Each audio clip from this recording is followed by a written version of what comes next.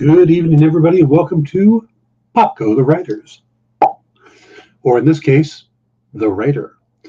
Yeah, not sure where Jim is. Hopefully, he'll be popping up soon. If not, I'll be talking a lot for the next hour. But, and we'll have to see how this goes. Might turn it into a Ask Me Anything if Jim doesn't show up in a couple minutes, but we shall see. Please hit the like and subscribe buttons if you get a chance. I would appreciate that. And let's dive right into our first topic. Is something I've been hearing a lot about is the idea of superhero fatigue. The idea that, oh, people are just getting tired of all these superhero movies. They don't want to do them anymore. Oh, when is too many? And I've never really felt that was a legitimate question because I don't see superhero movies as a thing. I see movies based off of comic books. Hey, Amy, good to see you.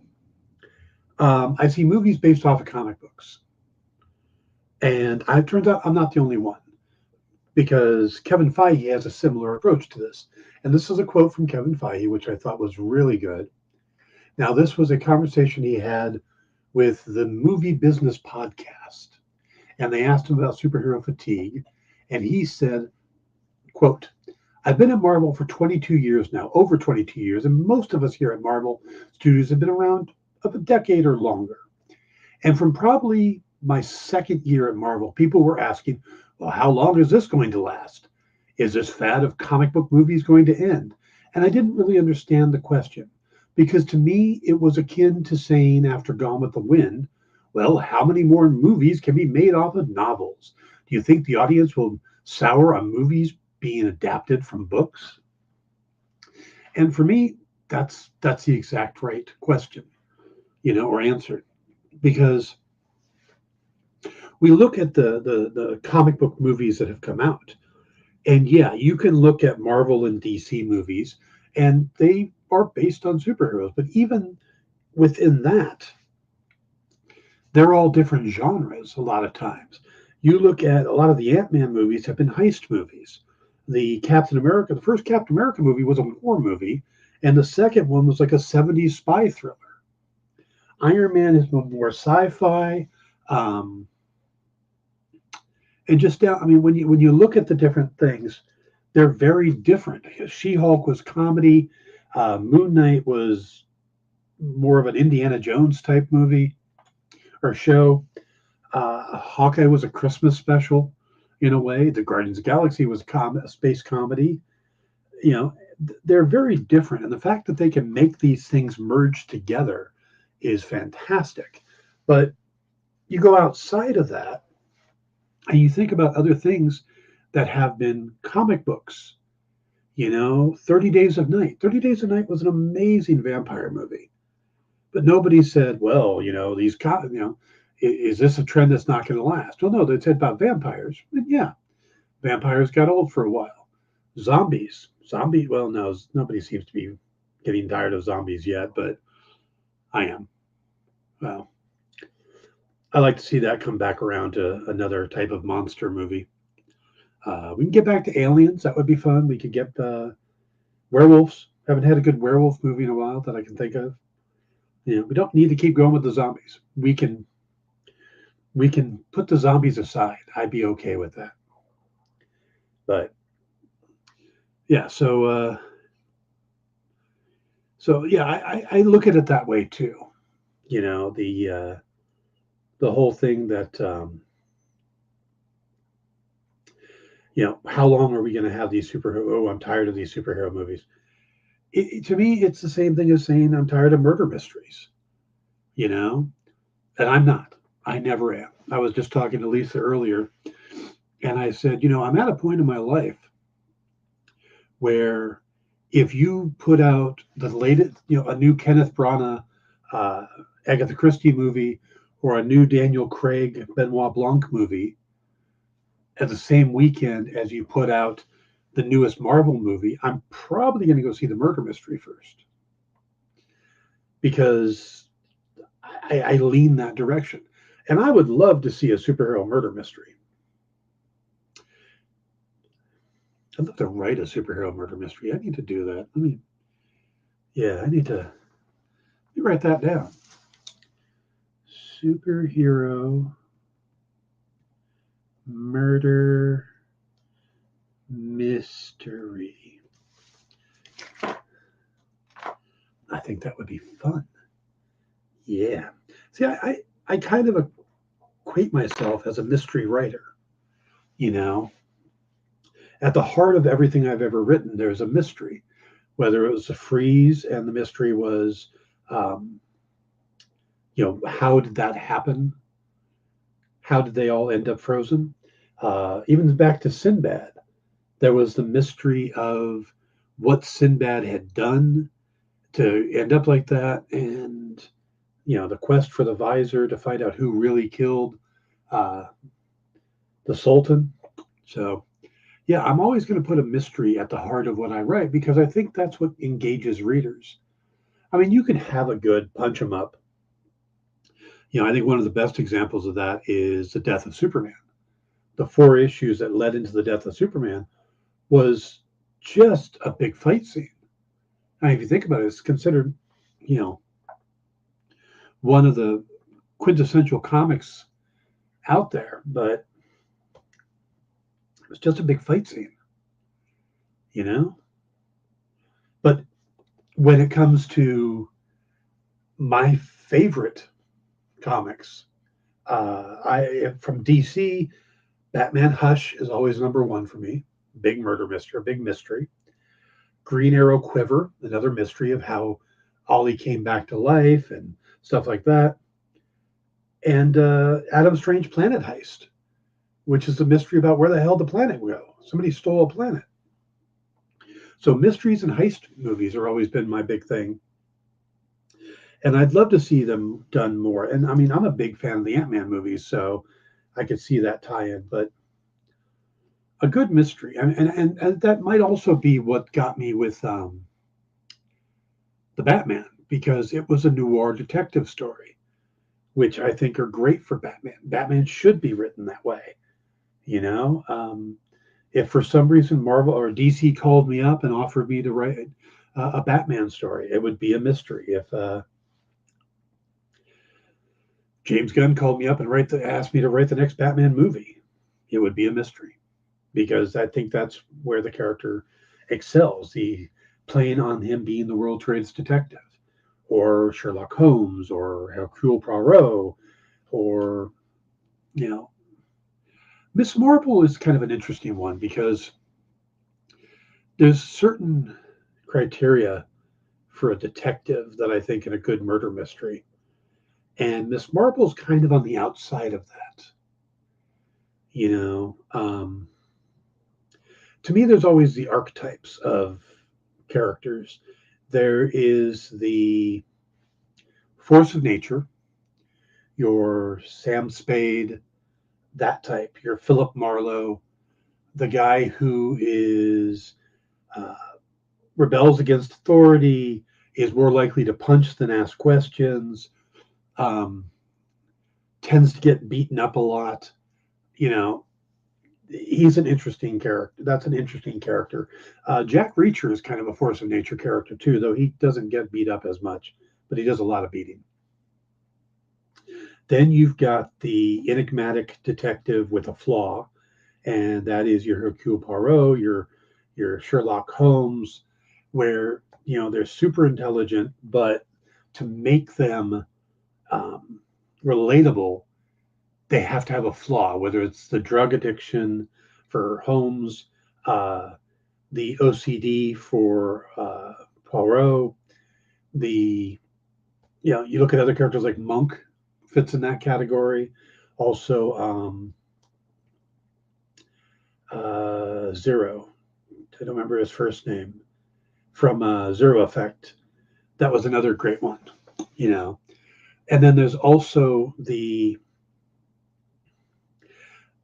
he's kind of a combination, but Nero Wolf, which is the partners where one's the brain and one's the brawn.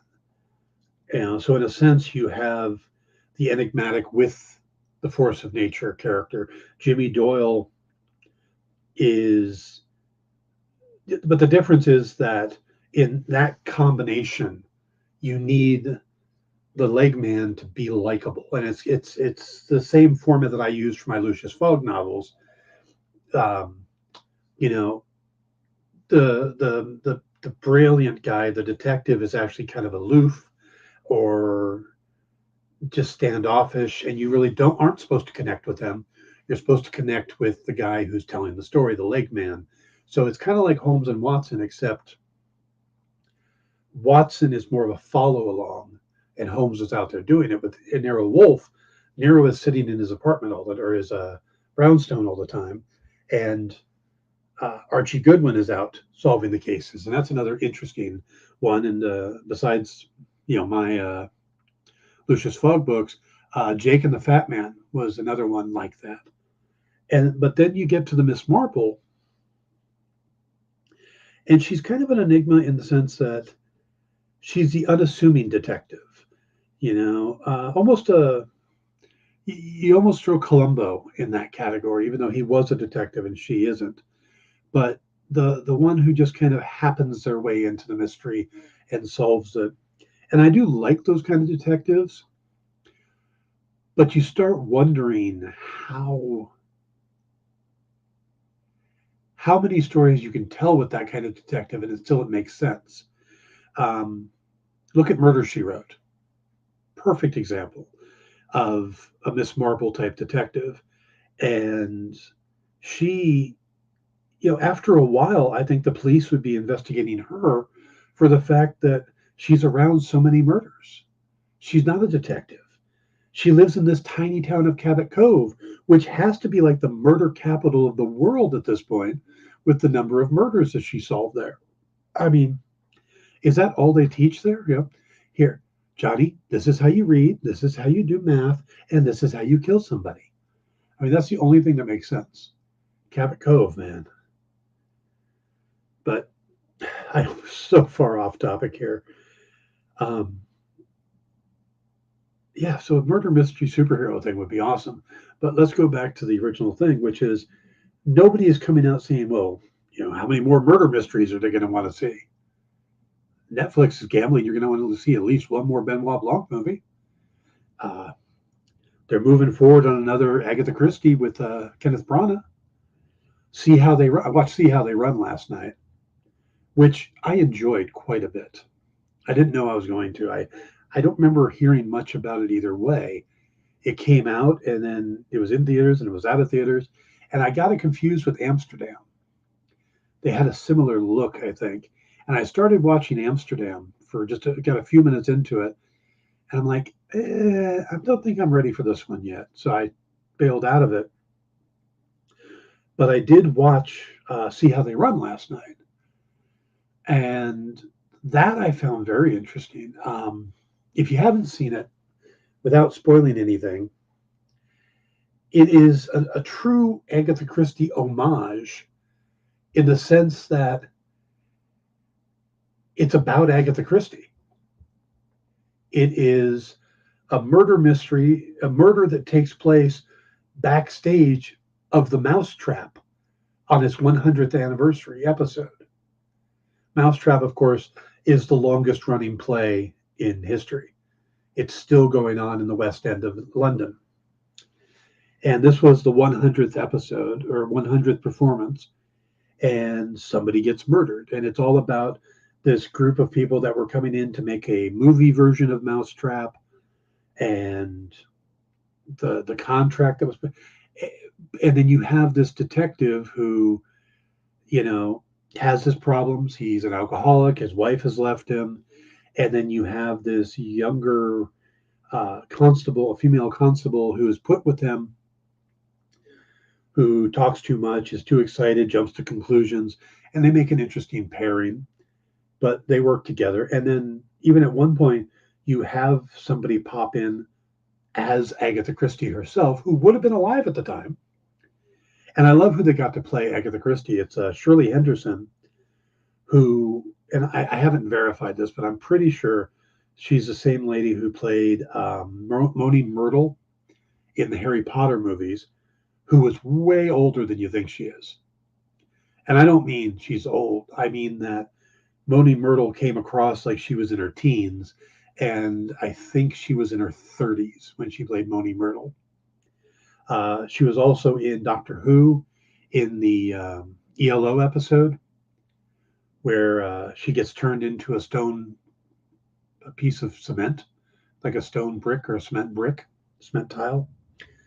So it's pretty. She's always interesting when she pops up, and she's playing Agatha Christie, and it's great, and it's a really good cast, and it's a clever movie. I found myself enjoying it quite a bit. Um, I don't know if it's a detective I would want to see more of. Sam Rockwell plays the main detective, and he didn't come across that strongly. He didn't come across that strongly, but he wasn't bad. I mean, I enjoyed it, but like I said, I don't know if I would put him in the rewatchable detective category like you would uh, Sherlock Holmes or now Benoit Blanc or Hercule Poirot. So I told you guys I watched Glass Onion and really loved it. I cannot wait, and I love the fact that Ryan Johnson is already moving forward on the third Knives Out movie, and he said it's because he's having so much fun doing them that that's the stories are popping in his head. He's ready to move forward with them, and he's just rolling. So he's keeping going on it. He doesn't want to stop and do something else. And I mean, that's what a lot of directors and actors do, or directors do, is it's like, okay, we're going to do this movie, and then I'll go over here and do something else. And I'll come back to the franchise and do something else, and then I'll go do this over here, which makes a lot of sense. But if you're really into it and you've got the guarantee stuff like he has, I don't see why not. I mean, if you've got the stories, I'd go for it. And he does write these, and I mean, usually with a co-author, but or co-writer. But I'd get a third one out there and get people anticipating a fourth. And do them as long as Daniel Craig wants to come back, because that's the only member of the cast you have to have. Everybody else is replaceable. I mean, okay, they've now established that Hugh Grant is his husband or partner. I don't know if they were married, but so if you're going to bring Ben's husband into it, then you do need to bring in uh, Hugh Grant. But other than that, you can get away with just about casting anybody. And if you think about it, they just keep hiring Marvel actors to be the bad guys. So maybe it's time for Robert Downey Jr., Mark Ruffalo, uh, Jeremy Renner when he gets healed. I mean, Scarlett Johansson. Ooh, that would be a nice twist. We haven't had a female murderer in a while. That would be cool. But you notice that it's Chris Evans, and then yeah.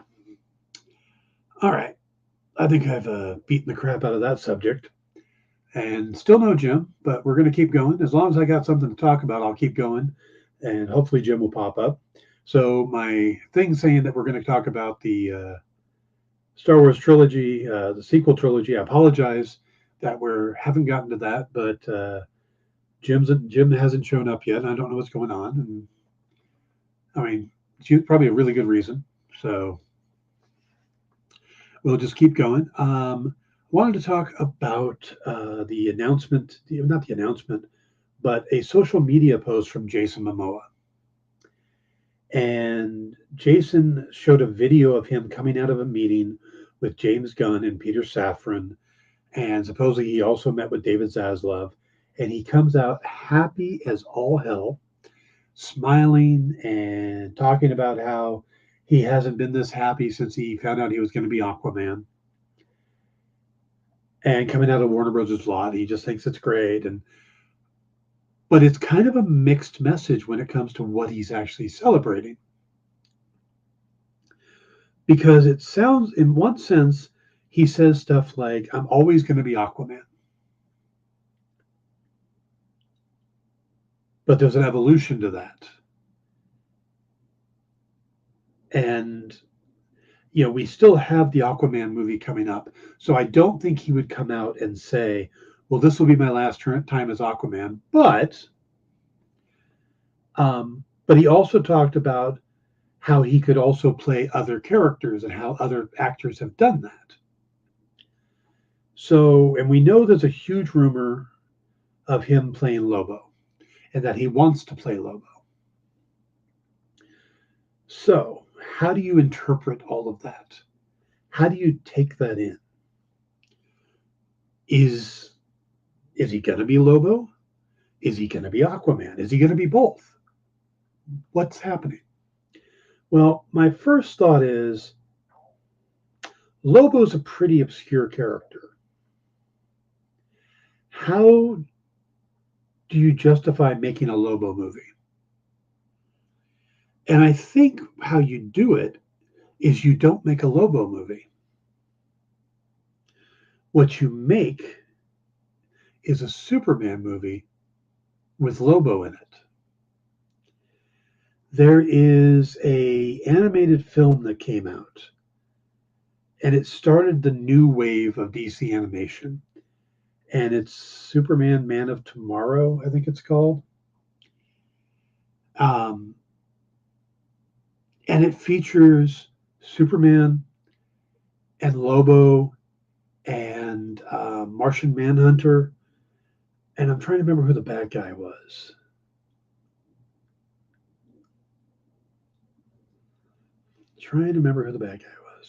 Because at first he comes across like it's Lobo, but it's not.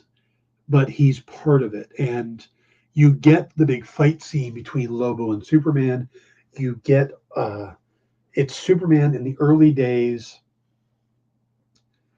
but he's already met Lois and stuff. It's almost exactly how James Gunn described how he wanted the Superman movie to be, in that he wants a younger Superman, but he doesn't want it to be an origin story and a different take on it. Let me see, Man of Tomorrow. Let me see if that finds it. Superman, Man of Tomorrow. Yeah, Darren Criss was Superman. Zachary Quinto plays Lex Luthor. Ike Amati plays Martian Manhunter. Let's see. Alexandria Daddario is the voice of Lois Lane. There it is. The bad guy was Parasite and was played by Brett Dalton from Agents of S.H.I.E.L.D. And then Ryan Hurst voiced Lobo. And it was a real good movie. I've got it behind me in my animated stuff. But it was a good because it introduced a new Superman. It created this new world. Yeah, Jay's seen it. Man of Tomorrow was really good and loved the animation style. Yeah, it's where they introduced the animation style with a heavier outside line or control line to give more depth to the characters and stuff. And they've carried that through in most of these movies. And every time the characters pop up, they use the same actors. Martian Manhunter pops up, they use the same guy. So from that point of view, it's, it would be a good place for them to start with a new DC universe, because you introduce Superman, you introduce Martian Manhunter, you introduce Parasite, all of the Superman's supporting cast, but you introduce Lobo. So it would make a lot of sense to do it that way. And if you brought Jason Momoa in to play Lobo, then you introduce the character there and you could spin him off into his own movie or his own TV series. Well, I think Jason Momoa is good enough to, in a lot of ways, you could turn Lobo into DC's Deadpool. You could go the R-rated, you could do the humor and the action and stuff. So I think there's a lot of potential there, but you get people to like the character by first putting him against Superman and showing the power level he is, and then putting him out on his own. Then having him become helping Superman at one point. So, and you've got the other thing I really liked about that movie is you have the last son of three different planets. You have Clark Kent as the last son of Krypton, but you also have John Jones, the last Martian, and you have Lobo, the last Caesaran. Now, the difference is, of course, that Lobo killed all the other Caesarans. So there is that, but he is the last. So he does fit that little trifecta group. So I think that would be interesting. On the other hand, on Aquaman, I don't think they would come out and say it's going to be his last Aquaman movie until after the movie, if that was the case. Because why would you? You want people to go in thinking this is a franchise. We do all of these movies nowadays with the idea they're going to be a franchise. It's the odd thing about superhero movies and comic, these types of characters, because they come from these ongoing worlds. If somebody came out and did, trying to think of a one-shot graphic novel that was real popular. Jade, one-shot graphic novel.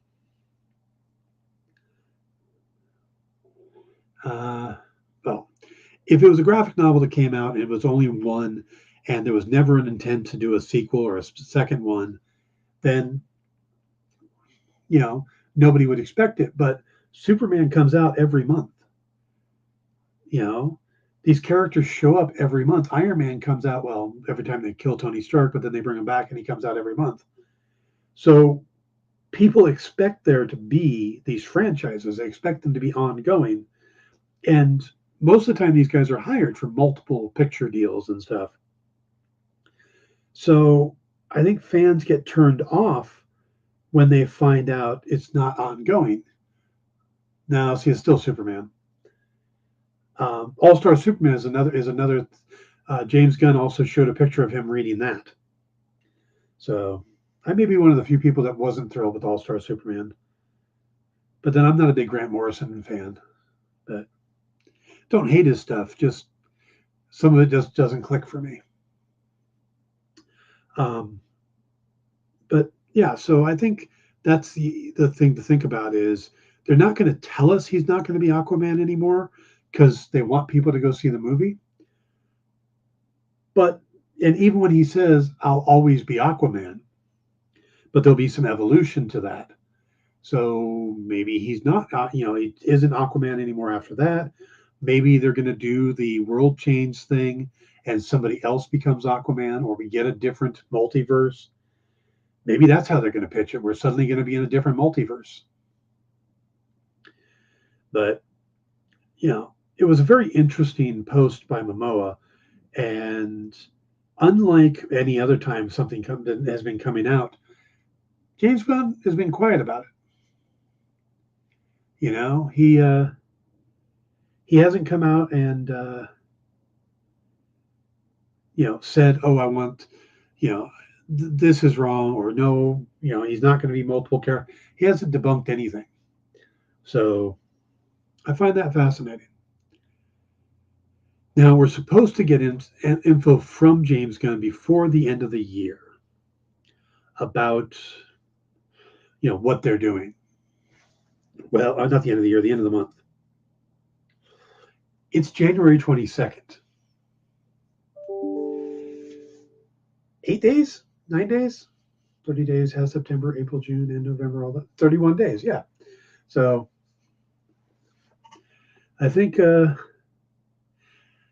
we're gonna, I think it's gonna cut close, but we're probably not gonna get a flood of information, but we'll get at least an idea of what they're doing first. I don't think we'll get casting, but I think we'll get a little bit of an idea. Like, okay, we're going to do this kind of movie, that kind of movie. We're going to do a Superman movie, and then we're going to do this. And I got to believe that David Zaslav has dictated Superman, Batman, and Wonder Woman, because he has said those are the pillars of the DC universe. And it would make way more sense for him to get those three movies back out, established with whoever's going to play those characters, and get them rolling as soon as possible, because their 10-year plan has to start at some point. And by the end of this year, there really isn't any more DC movies in the pipeline. We get Blue Beetle, Aquaman, Flash, and Shazam this year, and that's everything that's in production that I know of. I mean, another Batman movie, another Joker movie. Can they get both of those out in 2024, and then in 2025 they start fresh with everything new? I would be surprised if we get a third Joker movie. I'm surprised we got a second, actually. But the Batman stuff should continue on, because I think Matt Reeves has got a lot of ideas, and it's an interesting take on the character, and it's obviously making money. But then so did Joker. So, but I think, they got to get things rolling, and I think there needs to be those three. There needs to be a Superman, a Batman, and a Wonder Woman movie in the works, because that's, in David Zaslav's opinion, that's the basis for the characters.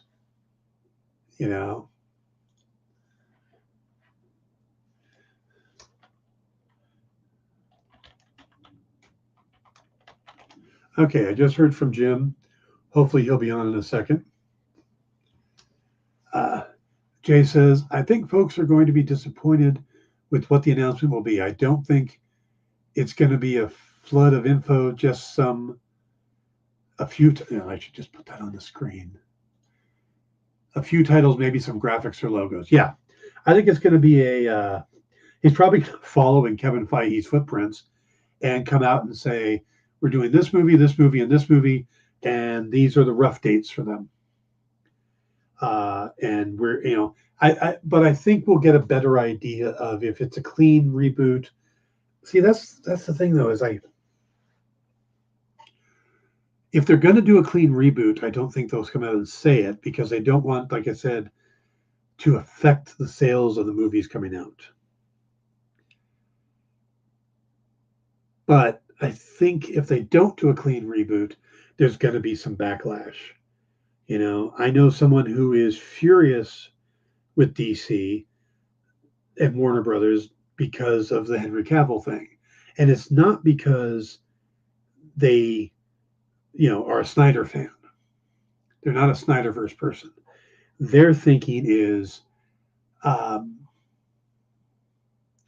that Henry was told he was coming back, and now they're getting rid of him, and it's because they want a younger Superman, and that's ageism, and it's not fair, and they're mistreating him. And to a certain point, I agree with that.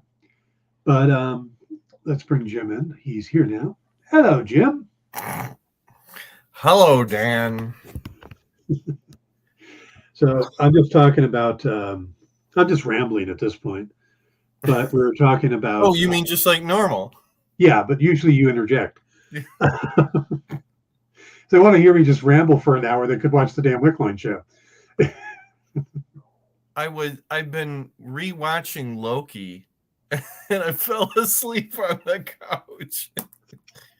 And it's funny because I don't remember that show being that boring. No, it's I don't not. think it It's just, I don't know. I was just tired, but sorry about that. Oh, no problem. I was just going over the that happened, right?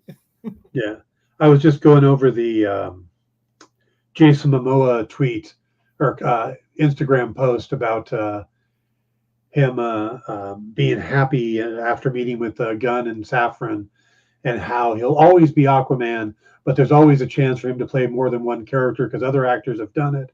And it was a very confusing quote, and we kind of carried all the way through Superman and how I think that maybe he will be Lobo, and that they're going to do basically the Man of Tomorrow animated movie, which was Superman Martian Manhunter and Lobo versus Parasite. What other actors have done what he is claiming that they've done? Ryan Reynolds? Okay, but no. Not I in the mean, same universe, yeah. yeah, no, and it's not even that. He's talking about playing a headlining character and then possibly playing another headlining character for the same. Chris Evans? Yeah, I still don't see that because generally it would be within the same universe, or I Unless don't. they're doing a full reboot. Yeah, I don't really agree with him what he's saying. I mean, he is so associated with Aquaman. I don't know how much Chris Evans was really associated with Johnny Storm. You know, Yeah. yeah, That's what I thought of him as, but I had only seen him in a handful of things, and most of them were comic book movies. okay, You know, Losers and Scott Pilgrim mm, and Fantastic Four, yeah. and then he pops up as Captain America. I know he'd done other things. I mean, it is he claiming that he would continue to play Aquaman and play something else? I mean, that doesn't make See, any that's sense. the thing. That's where it's confusing. Yeah, that doesn't make any sense. Yeah, I think it's going to be him. I think they're going to close the door on the Snyder verse completely at the end of this year Yeah, and start fresh. yeah, Now they might reuse some of the actors, but maybe sure. not in the same roles. You know, Okay. kind of like Chris Evans. Yeah, But right. They closed the yeah, door on that Fantastic Four, and that was that. Okay, yeah. sure. But I look at I'm never going to get his name right. Yah Yaha Abdul Mateen II. Mm, He plays Black Manta in the Aquaman movies. okay. He's going to be a big part of the second one. He was a big part of the first one. And they're moving fast into production on Wonder Man. And Mhm. he's going to play Simon Williams. Okay, right. So if he's moving into that, then the odds of him coming back for another Aquaman movie is Yeah, possible. But yeah, it seems like he's moving on to the Marvel Universe now. yeah. So it wouldn't surprise me if they close the door. But James Gunn loves to reuse actors. Yes. He's even come out and said that he thinks that most of the Guardians will end up somehow into the DCU once they move forward. Yeah. You My know, my, gu- my guess also is that maybe, they did say, okay, Jason Momoa, you're done as Aquaman, but don't say that to anybody because we don't want another huge Henry Cavill backlash kind of a thing going on right now. We're getting enough bad press as it is, so he's making it sound like that's going to continue. I don't know. It sounded whatever it is, it sounds very ill advised. It's like just shut your mouth and whatever. yeah, I think we'll find out. Like I said, we got 9 days till Hmm. the end of the month, and Gunn had promised to give us some information on their plan by Hmm. the end of the month. Hmm. Which they don't really have to. No, but They're under Gunn, no obligation to do that. no, they don't have an obligation, but he said he'll do it. Yeah, I know. I don't know why he would. I mean, it's like just you know, unless that's the same sort of thing as Kevin Feige going up on stage at those events and having Yeah, a big slide show thing. I guess. Yeah, I mean, I don't know. Is that going to be like a big production kind of a thing, or is it literally just going? He's just going to say we're going to make 10 movies. We're not going to tell you anything about them, but I think as somebody else said earlier, Jay said earlier that he thinks it's just going to be a few titles and some graphics and stuff. mm, But my point, and it's something I've been saying about DC for a while now, is right now they're letting rumors, speculation, and angry fans control the narrative. absolutely. That's exactly what I was going to say. So they Yeah. need to come out and say, this is what we're doing. Mhm.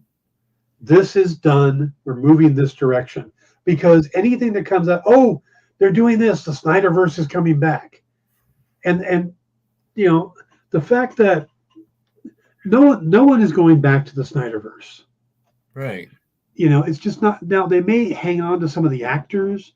I mean, we haven't heard clearly that it's going to be a complete reboot. So maybe some of the actors stick around. I don't know. But the fact that they're not going to go back to Zack Snyder. Right. You know, Flash they, movie should be the end of all of that, right? Aquaman's after it. Oh, okay, okay. Aquaman's the last one. So, but again, the reason I'm curious about the Aquaman movie, and I think Blue Beetle, is because Peter Safran is one of the producers on both those movies.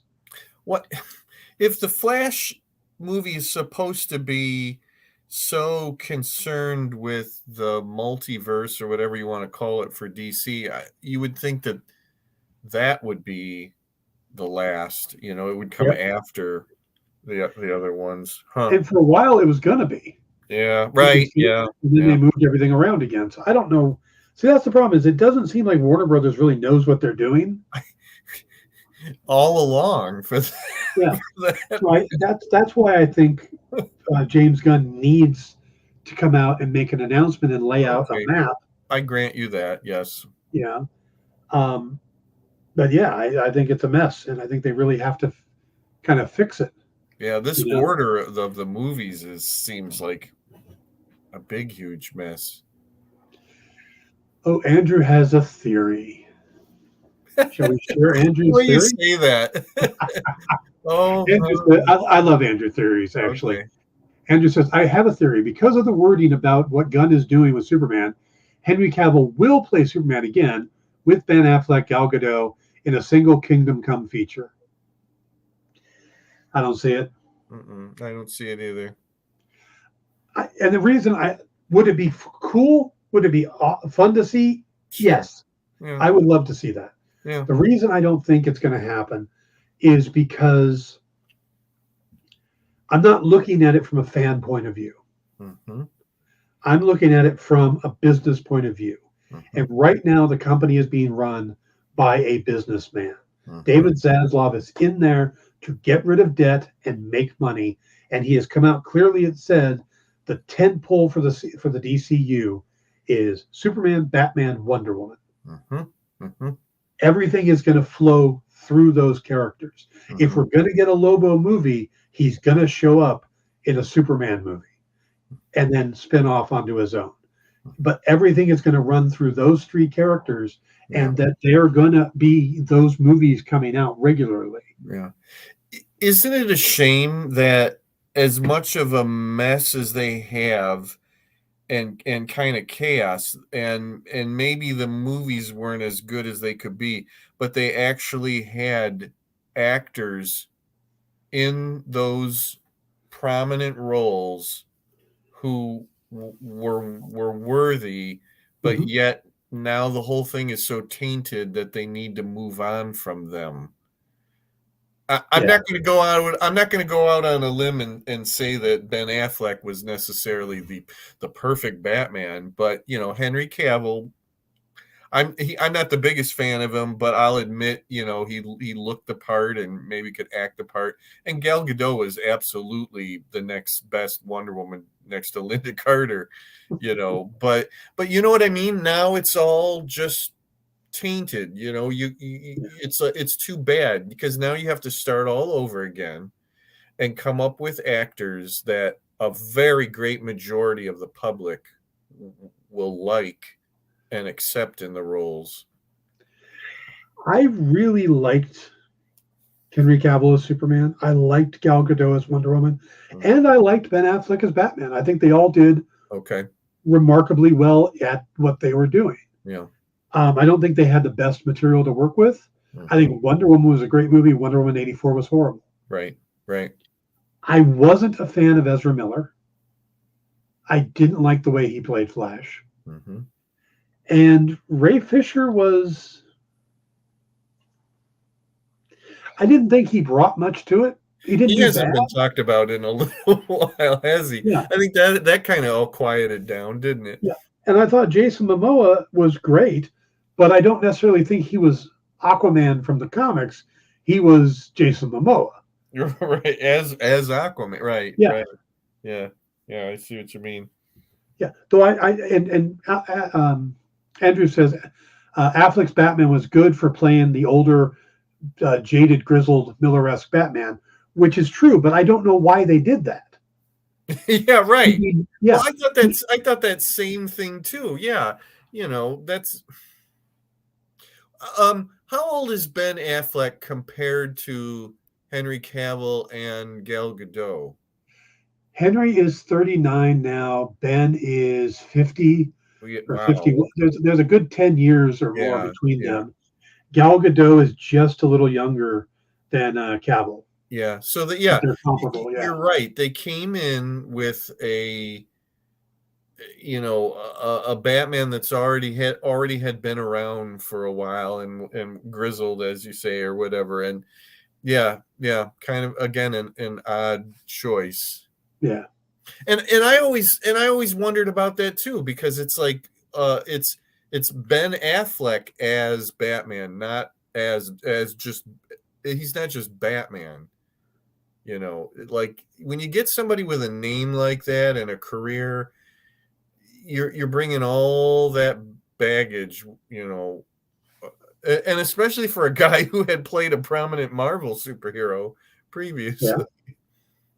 True. And I mean, and Gal Gadot was more or less. I mean, she wasn't terribly known. No, I mean the only thing I'd seen her in was a Fast and Furious movie. And then Henry Cavill wasn't like a household name. Yeah. Now Jay brings up a good point. He says I thought the same thing about them skipping Hank Pym and going straight to Scott caused a few issues doing that, but I think they ended up handling it pretty well by I think so bringing back too. Janet hmm and making because I again you're didn't. trying. I didn't necessarily moan the loss of Hank Pym, but I did of the loss of Janet as a, Yeah, as a as a vibrant, viable character. I mean, I'm glad that she's represented in those movies, although Hope is pretty much supposed to be, for the most part, Janet. But I totally understood why they went with Scott Lang as a character. He's much more three-dimensional. As much as I love Hank Pym, I mean, that's one of my most favorite Marvel characters. But I totally saw why they went with ex-convict Scott Lang. yeah, they did some very problematic stories with Hank Pym over the years, Sure, sure. and that all would come up hmm if they make Hank the Yeah. star. Yeah, Uh, everybody would say, okay, how far down the road is that movie? yeah, Where he turns on Janet yeah. and knocks her around and So everything else.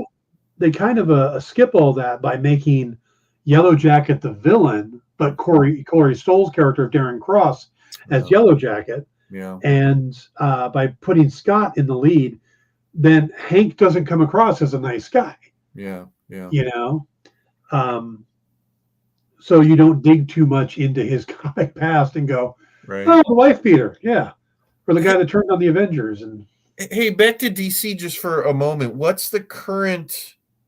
do we currently know about what Batman is in the Flash movie? It's definitely um um both Michael both Keaton. Affleck and Keaton appear in the Flash movie. We know this for a fact. Yes. Okay.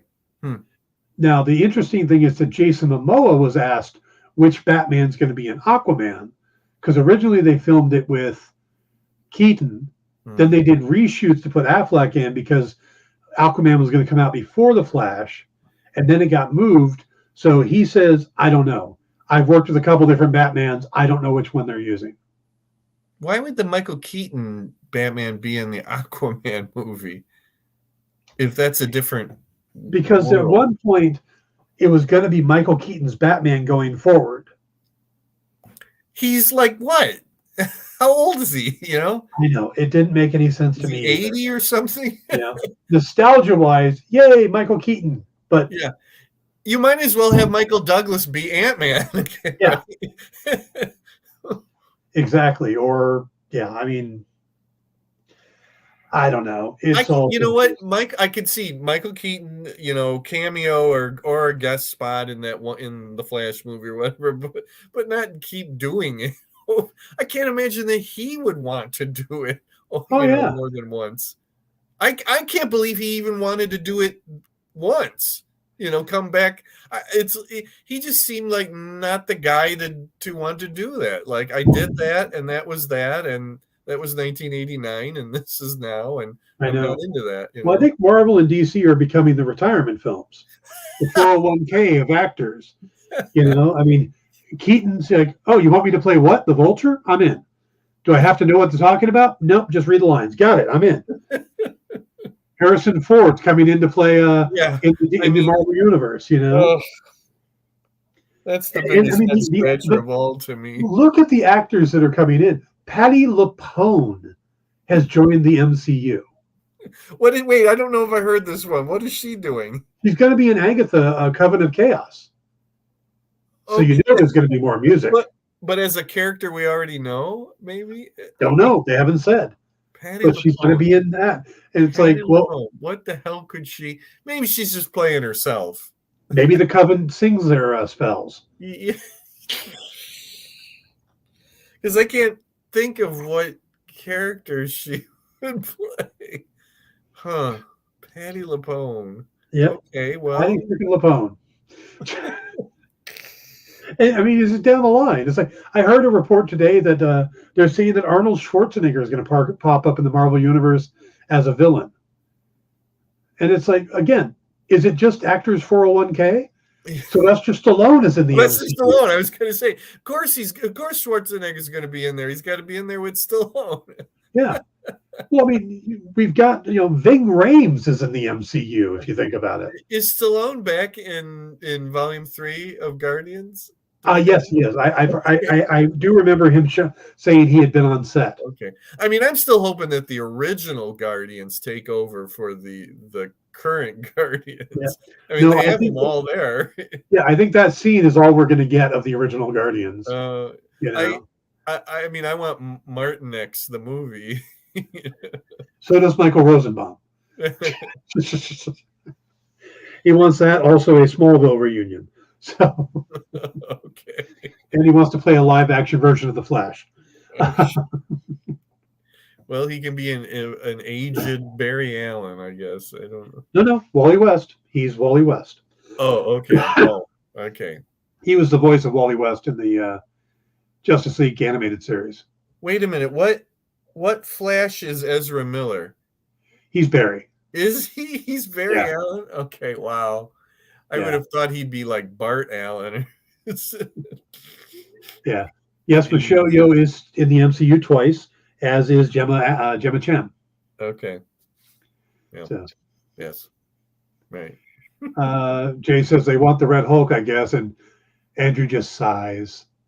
I don't think that's going to happen with Harrison Ford. I don't think it's going to happen. I think it's going to happen. I don't think Harrison Ford would want that to happen. I bet he said, I'll do it, but I'm not playing any damn Hulk. He's going to do it for the same reasons that all of these older actors do it. I wanted to be in something my grandkids would see. Yeah. You're going to say they want the money. Oh, yeah, the money too. But it's like you're already Indiana Jones. You're Decker from Blade Runner. Mm-hmm. You're Han frickin' Solo. Mm-hmm. And you're Jack Ryan. Mm-hmm. What are your kids watching? Wait, is he in DC movie? No, he's not in DC movies. Oh, well, he'll have to do that next. Yeah.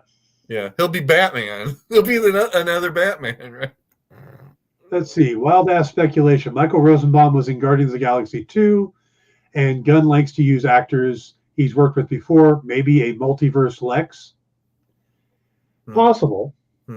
Yeah. Actually, from what I understand, Gunn and Rosenbaum are really good friends. It's kind of like Yondu, Michael. That guy. Yeah, what's his name? I can't think of his name. I'm glad you can't think of it either. Michael Bublé. Michael Rooker. Michael Rooker. Yeah, Michael Rooker. I knew it was something like Bublé. Yeah, And Michael Rooker's already showed up in DC Hmm. as one of the guys on the Suicide Squad that doesn't make it through the opening. Right. Yeah, right. Yeah. So, which means he'll probably show up as something else later on. Sure, sure. Yeah, because James Gunn, James Gunn isn't Kevin Feige in the sense that he won't use actors over again. Mm-hmm, mm-hmm, So, mm-hmm. so yes, I think Jason Momoa could absolutely play Aquaman and Lobo. Lobo. Yeah, that's just what we need.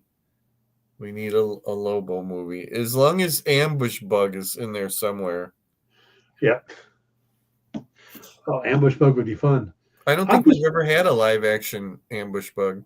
Somebody was saying they wanted to play him. Oh,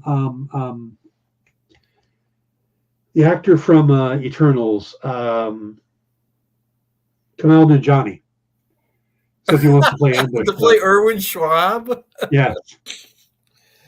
You know who could have played him if he was younger was Woody Allen.